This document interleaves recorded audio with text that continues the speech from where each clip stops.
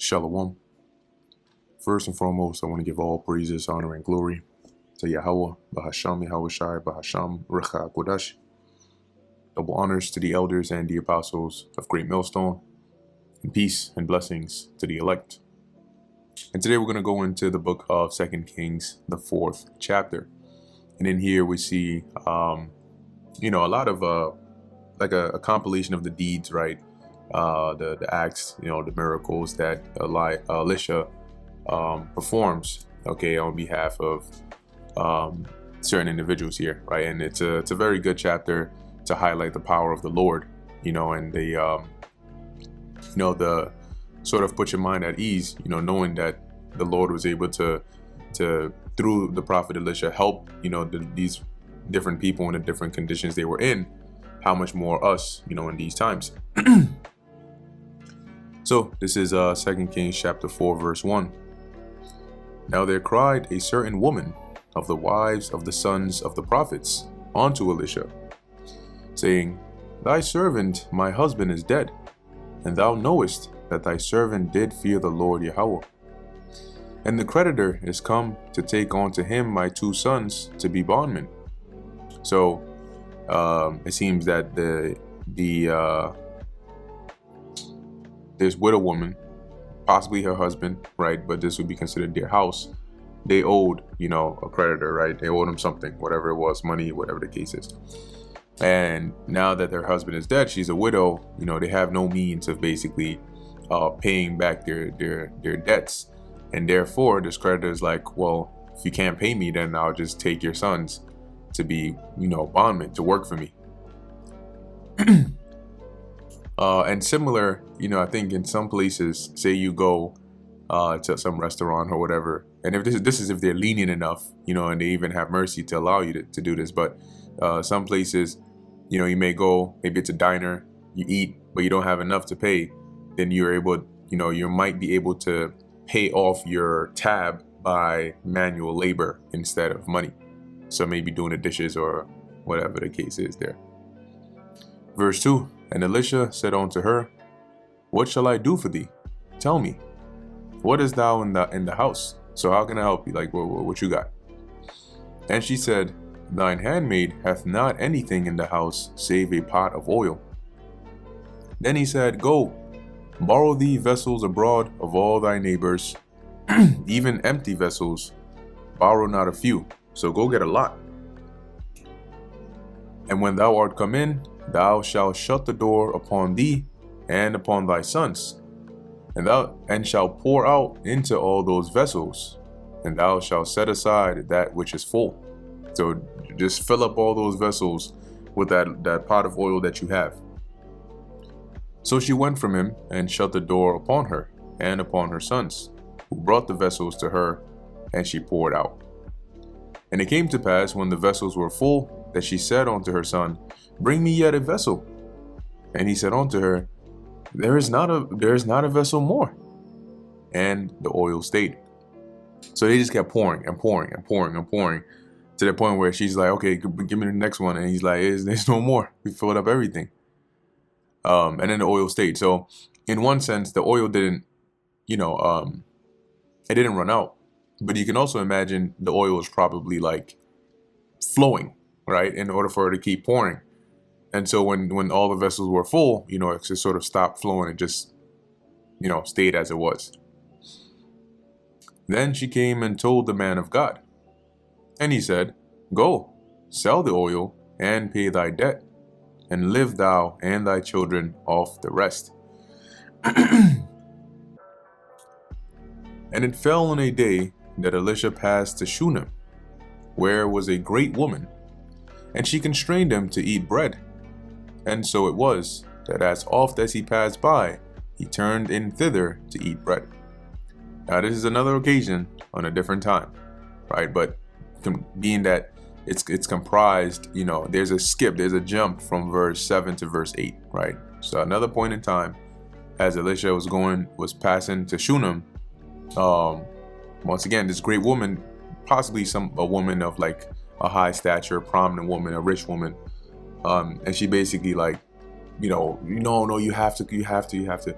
So she basically like forced him, and he came and he ate bread. Now, you know, it means that she fed him, right? He had a meal and everything.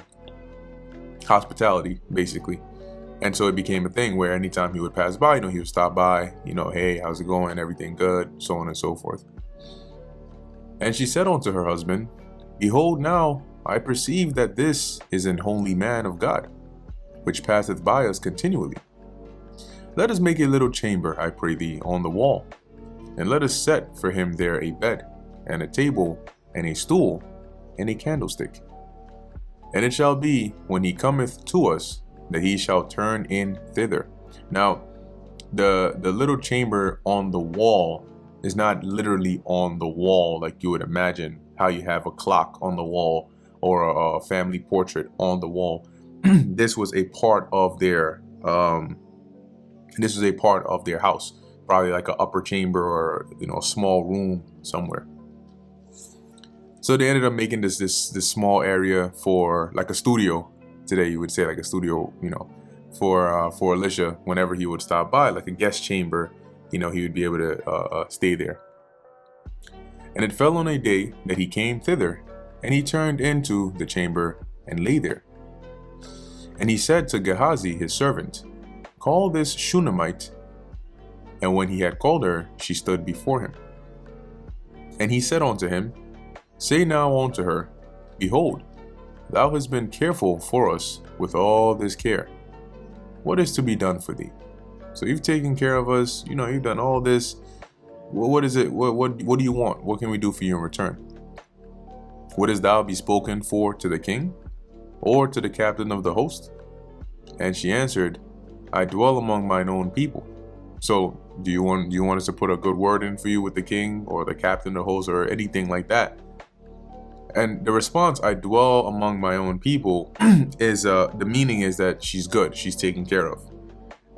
And it's worded in such a way like you're not, you know, you're amongst people that are taking care of you, right? You're not in a place of position of being in need. And he said, What then is to be done for her? And Gehazi said, so now at this point, this is like later on, right? She dwells among her own people. Cool, nice, sweet and dandy. So now he's speaking to Gehazi, right? He asks, what more can we actually do for her? And Gehazi answered, Verily she hath no child, and her husband is old. And he said, Call her. So he called her again. And when he had called her, she stood in the door. And he said, About this season, according to the time of life, thou shalt embrace a son. And she said, Nay, my lord, thou man of God, do not lie unto thine handmaid. So not that she didn't want a son or a child, but she didn't want to get her hopes up and then it doesn't happen. And about this season, about the time of life, meaning the time of birth, which is about 9 months. So right around the same time. And the woman conceived and bare a son at that season that Elisha had said unto her, according to the time of life. And once again, from verse 16 to 17, there is that jump, right? Over time, probably the next year, you know, around this time, she ended up having that child. So time flows, right? When you're reading these scriptures, it's verse after verse, but that could be a year, 3 years, 5 years in between. You know, it's just the things that are important are the ones that are documented or scribed down that we're reading of here today. And when the child was grown, it fell on a day that he went out to his father to the reapers. So now this is even more time that has passed from the child being born to him being old enough to where he can go, you know, on his own, right, to the reapers. So he's not like a grown man, right?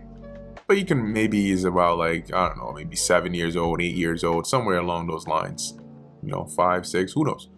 They matured quicker back then anyway. So he went to the reapers, right, and which are in the field. And he said unto his father, My head, my head. And he said to a lad, Carry him to his mother. So he told one of the workers, you know, to take his son back to his mother. And when he had taken him and brought him to his mother, he sat on her knees till noon, and then died. And she stood up, and she went up and laid him on the bed of the man of God, and shut the door upon him, and went out. Now you have to imagine what's going on here, right? She has a son. You know how mothers get. Their child is sick. They don't play around with that, right? Good mothers. They don't play around with that. So seeing this happening, and she's doing all she can, probably, comforting him as best she can, and then he ends up dying. She is stressed. Okay, she is very stressed. So she's moving quick. She closed the door. She's looking. And the first thing coming to her mind is she got to find Elisha. Verse 22. And she called unto her husband and said, Send me, I pray thee, one of the young men and one of the asses, that I may run to the man of God and come again. And he said, Wherefore wilt thou go to him today? It is neither new moon nor Sabbath. And she said, It shall be well. Now at this point, it's not clear. The scriptures don't tell us if she told him what had happened or not. She likely did not, because she's in haste. She's like, I don't have time to explain all these things. Just, give me the resources and let's go. And the reason he said that is because typically it would be around the new moon or the Sabbath that, most likely Elisha would pass by, and then he would stop by and so on. Then she saddled an ass and said to her servant, Drive and go forward. Slack not thy riding for me, except I bid thee. So today it's like if you get in a cab and you're super late, you're like, yo, can you step on the gas a bit? But here she's telling him, don't slow down unless I tell you to, or stop. So she went and came on to the man of God to Mount Carmel. And it came to pass, when the man of God saw her afar off, that he said to Gehazi his servant, Behold, yonder is that Shunammite. Run now, I pray thee, to meet her, and say unto her, Is it well with thee? Is it well with thy husband? Is it well with the child? And she answered, It is well. And when she came to the man of God to the hill, she caught him by the feet. So you can imagine, when the second she got there, not straight to his feet, probably fell at his feet, grabbed him, not in a hostile manner, but initially when somebody just moves in that way towards you, you're like, oh, what's going on? So upon seeing that, Gehazi the servant, right? But Gehazi came near to thrust her away, like, oh, back up, what's going on? And the man of God said, Let her alone, for her soul is vexed within her. And the Lord Yahweh hath hid it from me, and hath not told me. So typically the Lord would inform and let Elisha know ahead of time what's going on, but he's like, this time, something is going on here, and that's why she's in distress. Then she said, Did I desire a son of my Lord? Did I not say, Do not deceive me? Then he said to Gehazi, so he at that point he already knew something is wrong with the child. Gird up thy loins, and take my staff in thine hand, and go thy way. If thou meet any man, salute him not, and if any salute thee, answer him not again. And lay my staff upon the face of the child. And the mother of the child said, As the Lord Yahweh liveth, and as thy soul liveth, I will not leave thee. And he rose and followed her. And Gehazi passed on before them. So you had Gehazi, he went, and then you had the woman and Elisha, they also went. So Gehazi went up ahead. He passed on before them, and laid the staff upon the face of the child. But there was neither voice nor hearing. Wherefore he went again to meet him, and told him, saying, The child is not awaked. And when Elisha was come into the house, behold, the child was dead, and laid upon his bed. He went in therefore, and shut the door upon them twain, and prayed unto the Lord. So now at this point, it's Elisha, it's the child, the dead child, and just them two. So he closed the door, and then he started praying to Yahweh Ba'ashem Yahushai. And he went up and lay upon the child, similar to what Elijah did, and put his mouth upon his mouth, and his eyes upon his eyes, and his hands upon his hands. And he stretched himself upon the child, and the flesh of the child waxed warm. So when your spirit leaves the body, because the spirit is what keeps the body warm or hot. Your quote unquote body heat, it really originates from your spirit. So when the spirit leaves, that's why the body becomes stale and cold and, lifeless. So you can imagine, the spirit has probably came back into the child at this point, but he still wasn't fully awake yet. And he returned and walked in the house to and fro. So after stretching himself upon the child, the child's body got warm. So Elisha came back out, walked around in the house, and then he went back up and stretched himself upon him. And the child sneezed 7 times, and the child opened his eyes. And he called Gehazi and said, "Call this Shunammite." So he called her, and when she was come in unto him, he said, "Take up thy son." Then she went in and fell at his feet, and bowed herself to the ground, and took up her son, and went out. You can imagine, right? That feeling. Ooh, boy, was that an interesting day.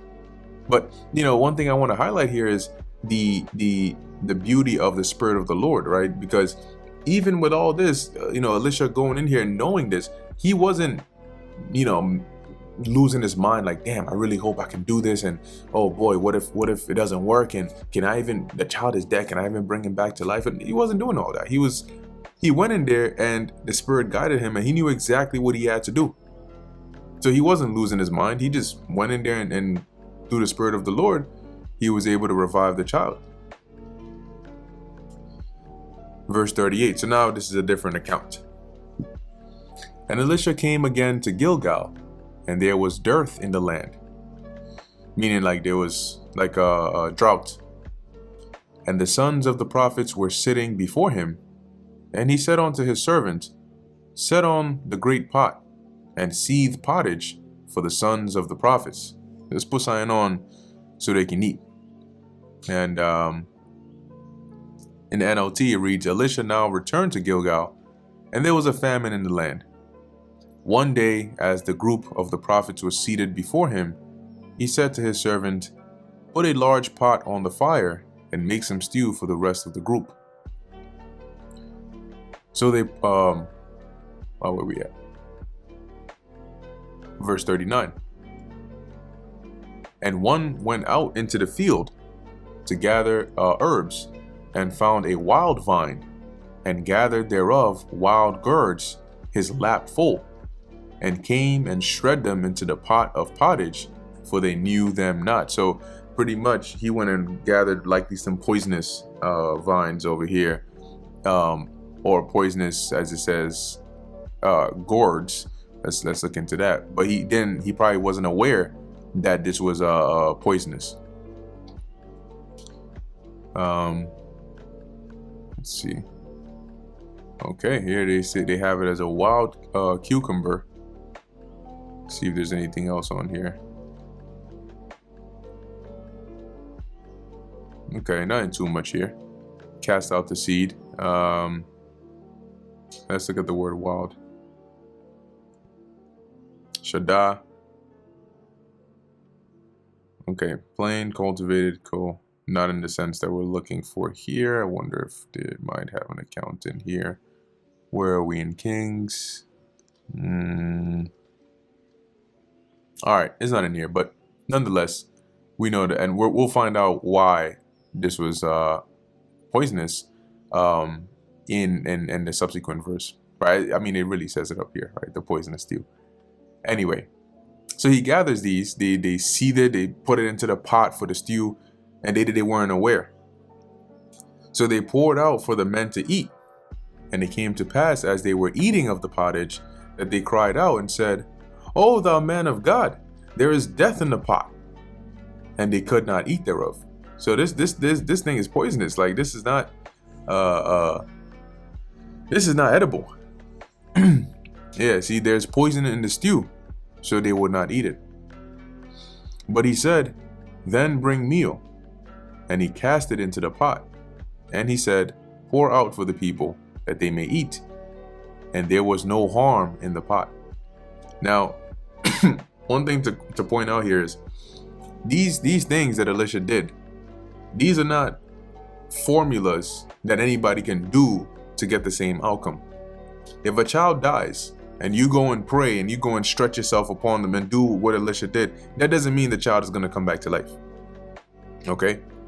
If there's poison inside of, whatever, you consume poison or whatever, and you go and pour meal into it, it doesn't mean that it's not going to be poisonous anymore, or you're going to eat it and be fine. These things were a physical, sort of, how do I even put it, manifestation of these miracles. But the reason these things happened was because of the Spirit of the Lord, because of that double portion the Lord had put upon Elisha, and through the faith he had in the Lord, these were likened unto miracles that were being performed. So similar to the book of Tobit, where the angel had, I think it was was it? I forget his name. If it was Tobit or Tobias, which one was the son? But anyway, he had get the scales of the the fish, right? I think it was the eyes, and it was some formula ground up or something like that, and put it upon his father's eyes, and his father was able to see again. Doing that in real life does not mean that whoever it is that's blind is going to be healed.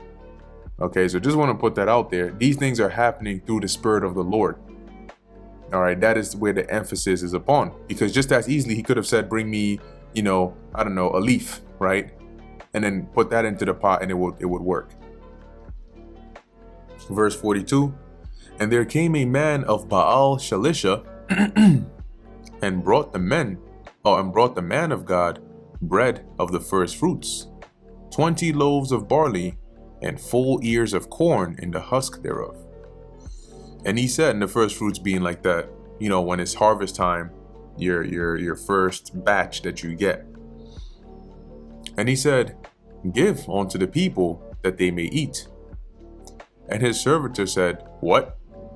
Should I set this before 100 men? It is 20 loaves. He said again, give the people that they may eat. For thus saith the Lord Yahweh, they shall eat and shall leave thereof. Similar to how the Lord fed the multitude, right? So he set it before them, and they did eat and left thereof, according to the word of the Lord Yahweh. And so that concludes the book of 2 Kings, the 4th chapter, right? And as I mentioned before, this goes through a couple of accounts of the deeds that Elisha did through the spirit and power of Yahweh Ba'asham Yahweh Shai. Okay, going to show you, the level on which, the abilities that the Lord gives, right, to his men, for whatever reason it may be, but it's needful for that time. Anyway, with that, I'm going to end it here.